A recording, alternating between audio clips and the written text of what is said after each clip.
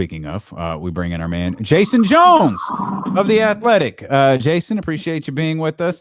As always, what were your thoughts on that triple overtime game with the Lakers and the Kings the other night? It was clearly a game neither team really wanted to win.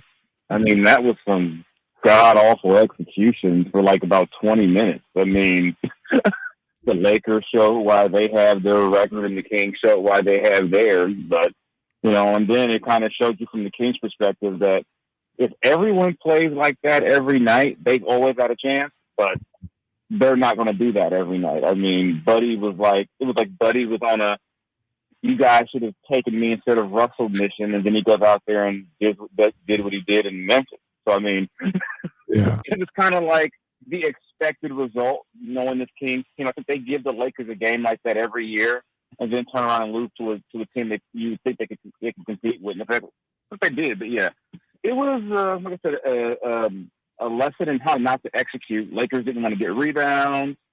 Kings going to get a shot off at the end of the second overtime. I was like, God, this thing just end. Like, this game just please end. It was Dr. Naismith is not pleased. Man, LeBron had 7 turnovers in that game. I didn't notice that. Jeez. And he thought he was Steph that game. LeBron shot 13 threes. I'm like, what are you doing? Thought he was Buddy Hield out there. He was being defended by Marvin Bagley, and I guess he was like, you know what, I can't attack this defense. I'm going to go ahead and settle for this J.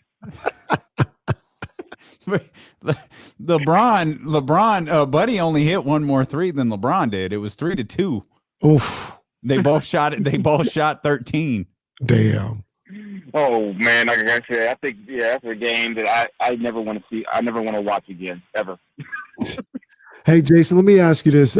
Damian was talking earlier, and he says he feels like this team is kind of taking on the identity of Buddy Hield, like how he goes. That's how this team goes. And as far as like shot selection and living and dying by the 3, it's kind of the same thing that this Kings team does.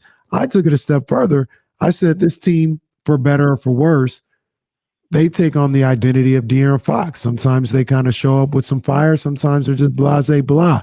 Are those 2 accurate assessments? Are those 2 guys kind of how this team goes right now in Sacramento? I lean more toward they take on DeAaron's personality, because with Buddy's the same way no matter what. Buddy could go 5 for 17. He could go 12 for 17. Buddy plays to me the same way every night. And then, to me, DeAaron's the one where you don't really know sometimes. Are you going to get DeAaron who wants to push the pace? Are you going to get walk up the court DeAaron? Are you going to get DeAaron who makes his free throws, or DeAaron who does his, Ben Wallace impersonation from the line? You really don't know sometimes from game to game with DeAaron. Yeah. So I think it's really, I think and I've said repeatedly, for this team to be competitive, it starts and ends with DeAaron. Because, like I said, Buddy's going to play the same way. Rashawn's going to give you the same effort. Harrison's going to give you the same effort. You know what you're going to pretty much get from everyone. The difference for them becomes, will DeAaron be, 25-8, or will he be 14-3? And they're going to lose by 25 when he's 14-3.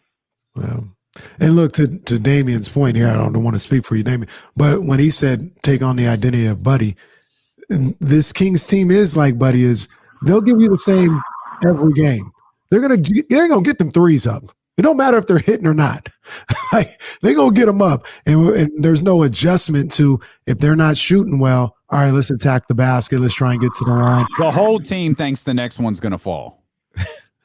Oh yeah, definitely. I mean, this is what they're going to do. They're just going to, it's almost like you got to accept it. It is what it is. They don't have let's slow it down and run this. Oddly enough, that's the reason why Vlade wanted to slow things down a couple of years ago, because he knew that that's what they were. And they were kind of a jack it up type thing. But I don't know what they do. I mean, the alternative is DeAaron going to the hole more, but they've changed all these rules. Guys aren't getting the calls, and DeAaron wasn't getting James Harden calls to begin with. Yeah. So I just don't know what they can really do except play the way they play. Because it's funny, when Alvin takes over, everyone's expecting these great changes, and Alvin sounds just like Luke. Yeah. and to me that was I just tried to be kind of funny. It was because everyone thought, oh, we got a new coach, it's going to be so different. No, this team is what it is. Can you pinpoint? Sorry, Jason. Can you pinpoint why? Because you were talking about DeAaron's inaccuracies, like why he is so inaccurate. Why he goes from, obviously this was a triple overtime game, but he had 32 shot attempts in that game, and you can easily pull up a box score from any point in the season where he'll have like 12. The Kings have tried to figure that out for 4 or 5 years. There really is no reason, and DeAaron will tell you, I don't know sometimes. Sometimes I'm just not aggressive. And I say about a green light. People think Buddy has a green light. I think if DeAaron shot the ball 25 times a night, Alvin would have no problem with that. Yeah. Because that's their best chance of winning is DeAaron having big games. They can't win with DeAaron shooting 12 times and, people wondering, well, what's Tyrese going to do? It's not on. This is about one guy. It's about DeAaron, and he's got to figure out, and it's a struggle sometimes for him as well. With the idea of how much do I facilitate versus attack? But I think we can almost all agree he's got to attack first, attack, and let everything else sort itself out. Which is why I think a couple of years ago that whole pairing with Bogey worked, because Bogey allowed him to attack, and Bogey said, "I'll facilitate." But you go out, you get it off to a good start. But they've tried to figure out with DeAaron to kind of exactly what it is that gets him going like that on a consistent basis. And clearly they haven't figured it out, because if not, DeAaron was just shooting the ball 20 plus times a night. Does DeAaron look like, you've seen him his whole career, does he look like a different type of player than he did a couple years ago? Like he does to me, but he's not really explosive. He's fast, but he's not like this lightning quick guy. He doesn't, there was a compilation I saw the other day of him dunking, going through the lane, dunking in half court sets, in transition, all this other stuff. I think he's got 1 or 2 dunks all year long this year. Does he just look like a different type of player to you? It's just, he doesn't seem as aggressive. I talked to a couple of scouts about what they saw. They said to them, a lot of times from a scout's perspective, he kind of seems to be going through the motions a lot now. Like he's just out there. And that's what, as one scout told me, he said, your concern for DeAaron is that people say that, well, if it's the money, I don't think DeAaron got paid and didn't want to play anymore. When one scout told me, he said, your concern is that DeAaron's been around losing so long in the NBA that he's accepted this is the way it's going to be. Therefore, it comes out on the court. And the only way to shake him out of that is to get him out of Sacramento. That's it. And I'm not you, but just I'm reporting what I was told. I am don't shoot the messenger, as they say. No, I like to ask other people what they see. And and they said they do believe that sometimes guys like young guys can be in a situation so long. So it's like, you know what? Hey, I'm still the man here. They're not going to get rid of me, or maybe But hey, this is kind of how I play now. And really, what's the repercussion? I mean, I know people say they're tired of losing, but they, really all DeAaron knows is Sacramento. And I've talked to more than one guy who's been in Sacramento who's told me that it took them getting out of Sacramento to kind of understand, hey, this ain't the way it's supposed to be. But you do wonder. I do wonder to a degree if the situation is worn on him at all mentally, because a lot of these guys come into the league, their whole lives they've won high school, even if it's a year of college, they won in college, and now I mean they can't get over the hump in Sacramento. So I do wonder if that's part of it. Like I said, I'm not excusing everything. Excuse me, I got some dogs outside, but they're coming for you. Be careful, Jason. King, special ass, Mr. Postman. Yeah, that's a dog named DeAaron mad at me right now. Somebody, but I mean, I think you can't. I don't want to say that give him an excuse, but you do have. I do kind of wonder about all that. But then again, I saw guys like Isaiah Thomas and DeMarcus play through all that and still look like they wanted to win. So could it be part of it? Yeah. But is it a complete reason? No. And who knows? And also, we don't know what's going on in guys' personal lives. We might find out a year from now DeAaron's going through something really bad at home, or with his family. We don't know, but it's definitely not the best look for him right now. When you've got more than when I've got multiple people around the league basically saying it looks like DeAaron doesn't give a damn. And I mean, and then and then you couple that with some of the comments, kind of his tone after some of the games and all that. It's just not a really good look for him in the first year of a max deal. And like I said, to me, DeAaron's a very smart guy. He understands all that. That's why I kind of wonder what else could be going on to where it's like, where so many people look at him and think, wow, is he trying to force his way out? Like, why is he playing this way? And I only speak from that from what people around the league have said to me about when they watch DeAaron play right now. He had 30 against, I would say the 30 against the Lakers or 32 was probably the first time where you'd say he had a big scoring night that affected winning. Yeah. He had 37 against the Spurs. They were getting destroyed that game. So, he had a big shot. And one of the, I can't remember which OT it was because there were like 9 of them, but he hit that big shot, at the end of regulation, I think it was. Hit a big shot in one of the OTs. He started looking like himself. And then I think what everyone was hoping was that he then go to Memphis and say, there's no John Morant. Watch this. Instead, you get the, Desmond Bain show and Dylan Brooks. So Dylan Brooks, I think Dylan Brooks' whole contract is based off of him to splicing up Kings footage. I've never seen him play bad against the Kings. I mean, it seems like every time I watch him play, I'm like, how do you go in the second round? He's like a 25-point a game guy against the Kings, it feels like. Like he just said, "Oh, the Kings are here." I'm like, did they do something to you, man? Did they promise you a first round spot? Like it's like personal with him, man. It's something to watch, and I think everyone was probably hoping that DeAaron can build on that Laker game. But then again, the way the Lakers play defense, I think you can really build on anything that's playing against them right now. Jason Jones of The Athletic with us. We're talking Kings, but it's a 49ers Monday brought to you by Gilmore Heating, Air, and Plumbing. Right now, Gilmore is offering Niner fans a $49 furnace safety inspection. Just mention this ad. You get more with Gilmore. What are you working on at what's the next piece that's about to drop over at The Athletic? You going to do something on Virgil? What you going to do next? Well, next one actually got coming out is tomorrow. It's about Bob McAdoo.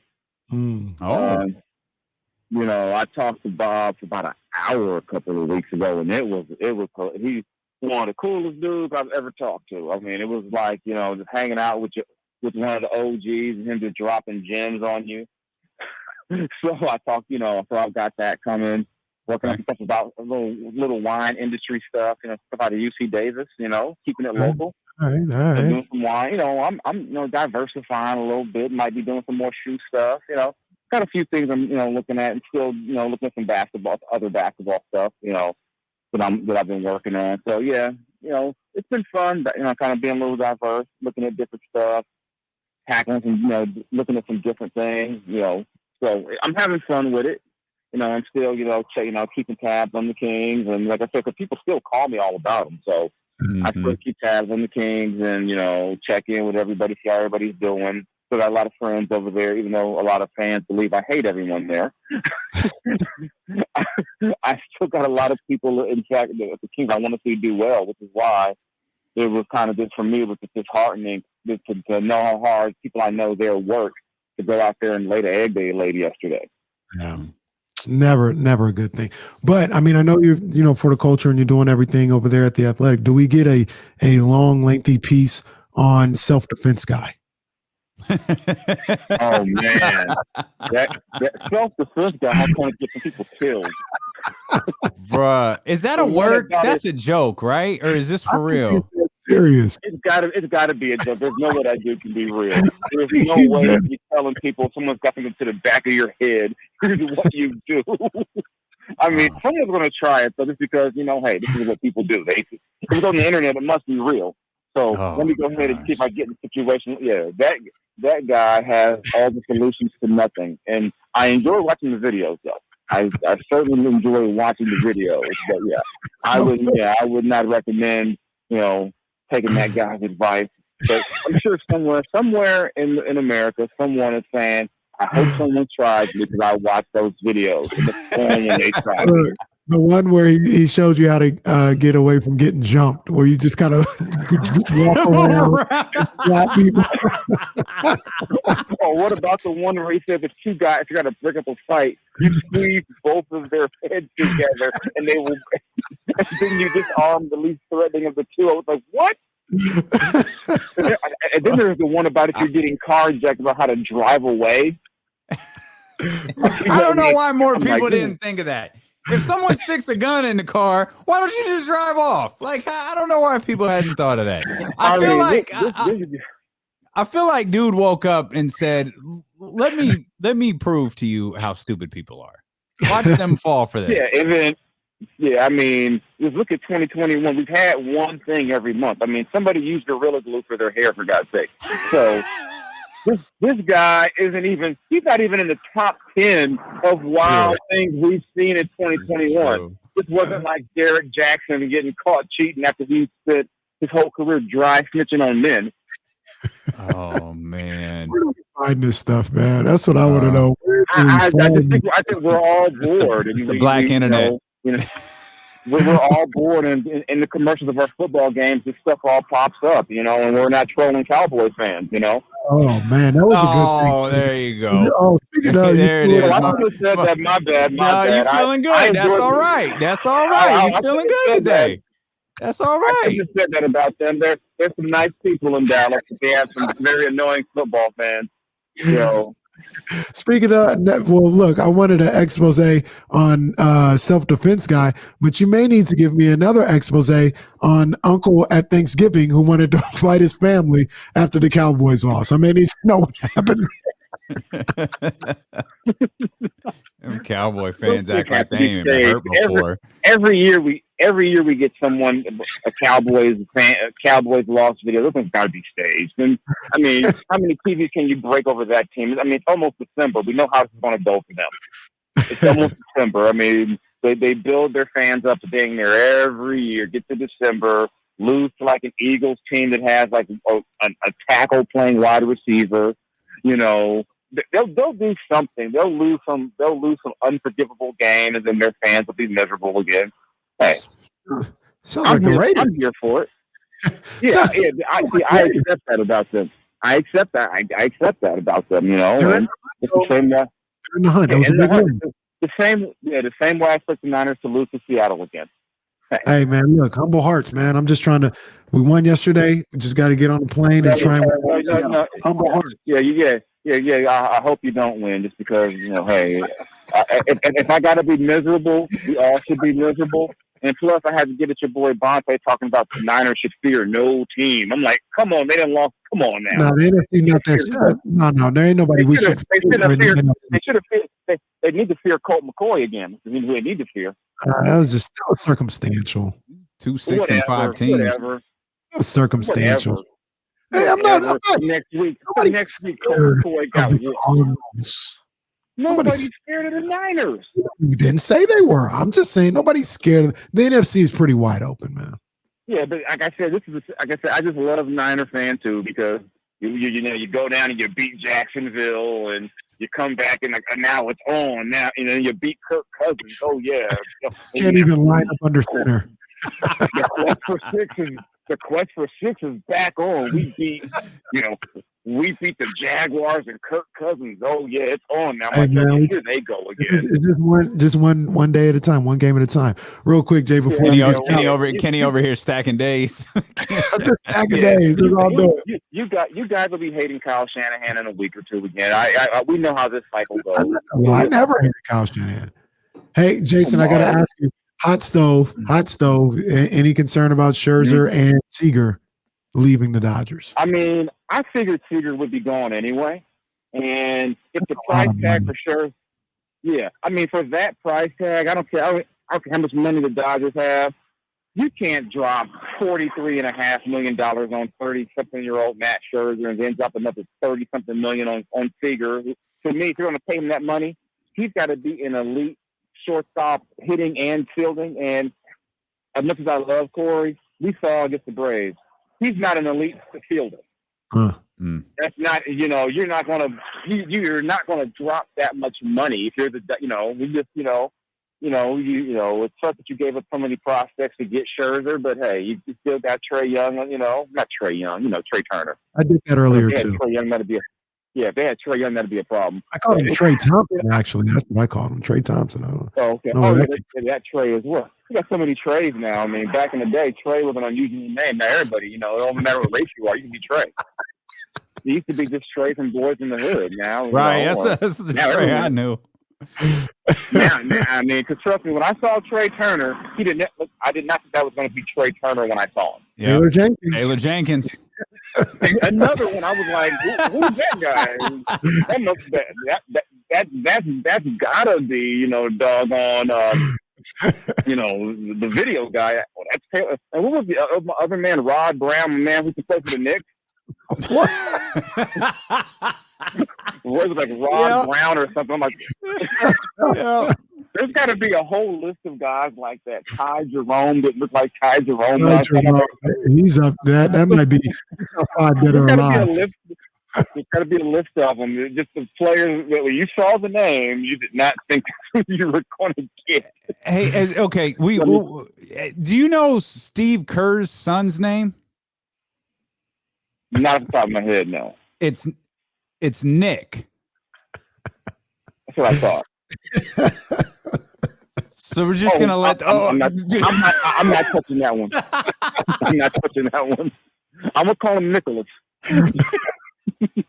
I'm not touching that one. I just don't know how no one's. I'm just calling him. Hey, what's going on, man? How did no one pull those two aside? They won't blow up my mentions with that one. They would not blow up my mentions. I like Steve Kerr. How did no one? Man, they will not blow up my mentions with that one. They will. I believe young Kerr went to Cal as well. I believe so. Hey, I am not touching that one. I'm going to leave that one alone. All right. I'll let you. Hey, everyone, if you want to put someone's mentions, that was at Damian Barling. That was I'm a broadcast journalist. I was just asking a question. That's all I'm doing. You mentioned Nicholas Kerr. Nicholas Kerr. That's what I'm gonna call him from now on. I thought his name was Nick, but see, I didn't. Even my twisted mind didn't go there. No. And I'm pretty messed up in the head with some of the things I come up with that I laugh at. You guys follow me on Instagram. I'm pretty crazy. I'm telling you, I just introduced him. This is my man's right here. This is son of Steve. My man. That's, you don't need to know more. He can tell you his name if he wants to. It's just my man's right here. My man's in there. Nick K. Nick K was his name in school. I'm sure. We're not gonna. Yeah, we're gonna keep it nice and family friendly for young Kerr. But Nick, I like Steve Kerr a lot. So that's my guy. I've talked to him a few times. He's real cool. Actually remembers my name. It's just cool. That's one of my flexes that Steve Kerr knows me. Well, our flex is that Jason Jones knows us, man. We appreciate you hanging out with us. You got to get a better flex than that. And I don't carry much. I don't carry much weight in these streets. Works for me. They'd be like, "What you know, Jason? You know Jason? Jason. I'm gonna go look at the rest of Steve Kerr's family, so I know whose name not to say now. Thanks for you guys, Jason. We appreciate you, man. Thanks, bro. All right, guys, I'll talk to you later. All right.